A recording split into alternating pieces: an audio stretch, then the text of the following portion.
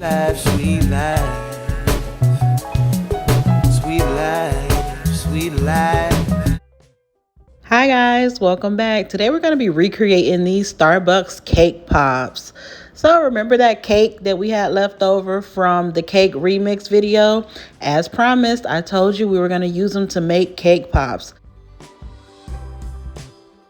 So because this cake was previously frosted, I'm just trying to find the driest pieces that don't have a lot of frosting on them, because as you know, we're going to add a little bit of frosting to this and we don't want our cake pops to be too mushy. So I'm just finding the driest pieces, and then I'm going to add about 2 tablespoons of buttercream. Once I get these completely crumbled, I'm going to crumble them with my hands. I'm just using my hands to crumble them. These are actually just for my son. He loves Starbucks cake pops. And since I had this leftover cake, I just decided to make some for him because I actually don't offer cake pops anymore.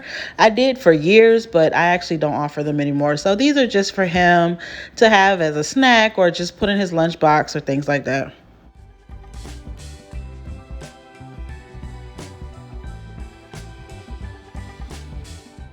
And because this is a small batch, is why I'm just using my hands to mush these up. Actually, when I used to make bigger batches of cake pops, I would actually put the crumbs into my mixer. And you can also use your standing or hand mixer to crumble the crumbs for you. So as you can see, I just added those 2 tablespoons of buttercream to that, and then I'm just incorporating it all into my hand, just making sure to grab all the pieces, kind of working it all together. And then I'm going to end up with a very smooth mixture. It should not be very sticky. It should be more smooth and almost like a cookie dough texture. If it's sticky, then it's too wet and you may need to add more crumbs. Now I'm using my small ice cream scooper, and as you can see, that's how I use to measure each cake pop to make sure that they are the same amount, and that small scoop is the standard size for cake pops. I will link that scooper below. But like I said, as long as you get your crumbs all incorporated and you put the right amount of buttercream into your mixture, you will come out with a very smooth mixture that resembles cookie dough. If it's still crumbly or if it's sticking to your hands and it's not as smooth, then your consistency is not right. If it's still crumbly, then you need a little bit more buttercream. And if it's sticky, then you need more cake. But this is definitely the consistency that you should see after you incorporate it all together. It should not be sticking to the bowl or your hands.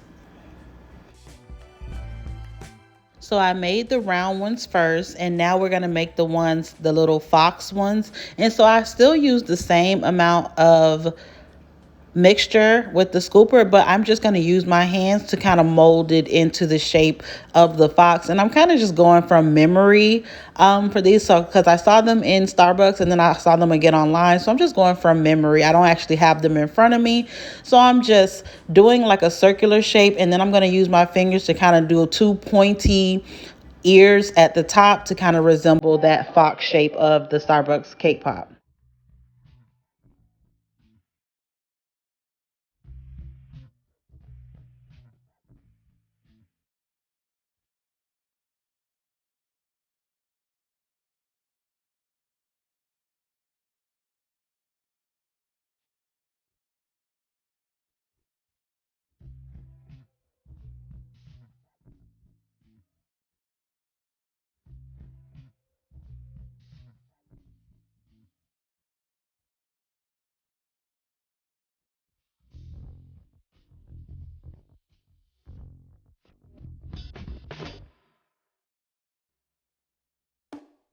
And there we have them, nice and smooth, the perfect consistency.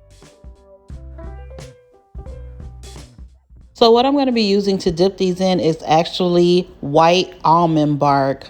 So I'm just going to use a few pieces of almond bark, and I'm going to melt that down in the microwave. If you've been watching my videos, you know I love using almond bark. No, it's not made of almonds. It's not a nut product. It just has that name because it was used to cover almonds. So I'm using almond bark, and I'm going to actually end up coloring the almond bark myself. I just added just a little bit of coconut oil to thin it out because almond bark does give you, in my opinion, a better consistency than candy melts. It just melts so nice and smooth. But I did add just a little bit of coconut oil to it. And now I'm using my Color Mill colors. I'm going to save just a little bit of that white almond bark before I color it, because we're going to use that for decorating later. So now I'm just going to add a few drops of red Color Mill color. And this Color Mill color, I love it because it's actually oil based, so you can use it in chocolate products, and then you can also use it in like buttercream and cakes. So I'm just going to add about 2 or 3 drops into the almond bark, and then we're going to get like this light baby pink, because that's the color of the Starbucks cake pops. They're not really a deep pink, they're more of a baby pink.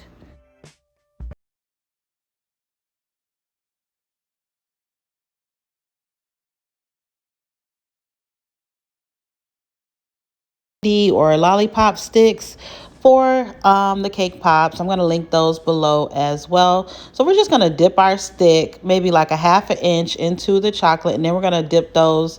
They're going to go right into the cake pops. And then if you see that little chocolate puddle that is created around the straw, I actually like to clean that off. Well, I see a lot of people leave it there. But I actually like to clean it off, and I like the base of my stick to be completely smooth. And so I'm actually going to use this same chocolate to put the sticks into the ones, the Fox cake pops as well. Although they're going to be another color, this is just for me to put the stick in, and you're not going to see that pink later because they're going to be dipped a different color. But just so I can get this step out of the way for all of them is why I'm just doing it now, because these are actually going to go into the refrigerator to set up before we dip them. So I want all the cake pops to be ready to dip at the same time. So while these are setting up, we're going to create the orange chocolate. Not only did we use the cake from my last video, this is the leftover yellow chocolate that we dipped the berries and made the chocolate candies out of. And so you guys know I don't waste anything. And if I can use something previous left over from an order before, I'm all for it. So because it was baby yellow, we're now going to turn that into that burnt orange color that we need for the Fox cake pops. So I'm using that same Color Mill color, but I'm using orange this time, and I'm adding a few drops at a time until I get the right consistency. And like I said, we're going for like a burnt orange, not really a bright orange. So I just keep adding a few drops until I get to the orange that I want. And then I'm going to take just a little piece of a brown candy melt, and so I can transform that orange from bright orange to more like a burnt orange. And then we end up with the perfect consistency for our little Fox cake pops. There we have it, guys.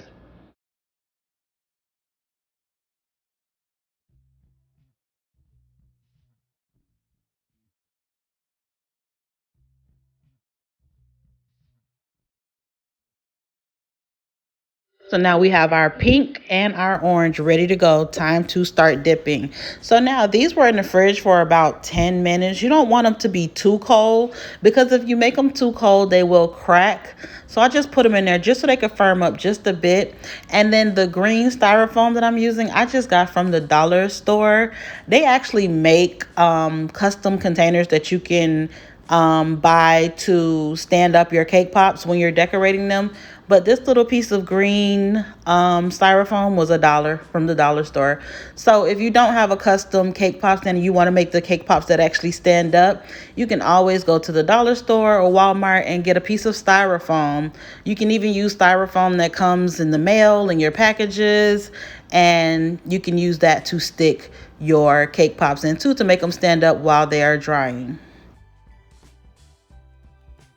And when I was looking at the pictures of the Starbucks cake pops, I noticed that they had little white pearls on them. And I have plenty of white pearls, but my pearls were bigger. I noticed they had the tiny pearls. So I didn't own any packages of sprinkles that was just strictly tiny white pearls. So guys, I actually had to dig those out of a sprinkle mix. It was a mix of those tiny pearls with purple and blue. So it was easy because they were the smaller ones, so I was able to actually strain them out. But yeah, I actually picked those little pearls out. So now we're dipping the Fox into the orange. Same thing. I will say once I dip my chocolate, I let my chocolate come back down to room temperature. You do not want to dip your cold cake pop into hot chocolate. It will instantly fall off your stick. So I let my chocolate cool down until it's almost about room temperature. And then I dip it down in the chocolate and then I swirl it around and I keep tapping it and twirling it until the excess chocolate falls off. And then I place it into the styrofoam to dry. So guys, this is that leftover white almond bark that we saved to the side. And so I'm just adding the details on the fox. And so I noticed that it was like two little white marks on each ear. Then it was kind of like a V design in white on the face of the fox. So that's what we're doing now. Two little white marks on the ear and then a V on the face was what I remember seeing. And then we're gonna just melt just a little bit of milk chocolate, and I'm going to use a toothpick to just add two eyes and a nose to each one of those fox cake pops, and that is it. That's literally brown candy melts that I melted in the microwave. It was about 3 of them. I just popped them in the microwave, and I'm just using a toothpick just to dot two eyes and the nose. Super quick, super easy, and that's it, guys.